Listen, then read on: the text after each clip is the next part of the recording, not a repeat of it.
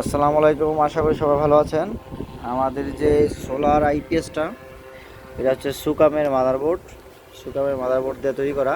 এটা যদি রৌদ্র ওঠে অটোমেটিক রৌদ্র থেকে সরাসরি চলবে। এটা হলো এমপিটি, সরাসরি রৌদ্র থেকে চলবে। আর এই যখন রৌদ্র যাবে গা শেষ হয়ে যাবে তখন ব্যাটারি থেকে চলবে। আগে ব্যাটারি ফুল চার্জ করবে, ফুল চার্জ করার পরে ফুল চার্জ হলে অটোমেটিক সোলার থেকে চলবে। আর এখন তো ডিসপ্লে হচ্ছে গিয়ে আমরা একটাই সিট লাগাই দিব, আরেকটা সোলারের এটা লাগাবো না। এখন যে আমাদের সিস্টেমটা দেখেন, আর এটা আমরা নিজেরা লাগাই দিব দেখে কানেক্টর লাগাই নেই, তার বার করে দিছি, যেমন আমরা নিজেরা গিয়ে সেট করে দিয়ে আসবো, তো এই জন্য কানেক্টর লাগাই নিই। আর যখন এটাতে সোলারটা লাগানো হবে, সোলার যে এটাতে যখন নেগেটিভটা লাইন দেওয়া হবে, তো এই সোলার যে পিসিবি ইয়ার্ড আছে, ডিসপ্লে আছে, এটাতে লাইন আসবে। এই যে,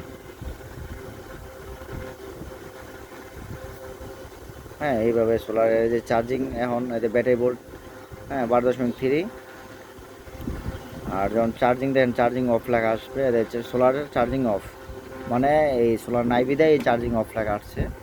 তো আমরা এই নতুন করে আরও আপডেট করব।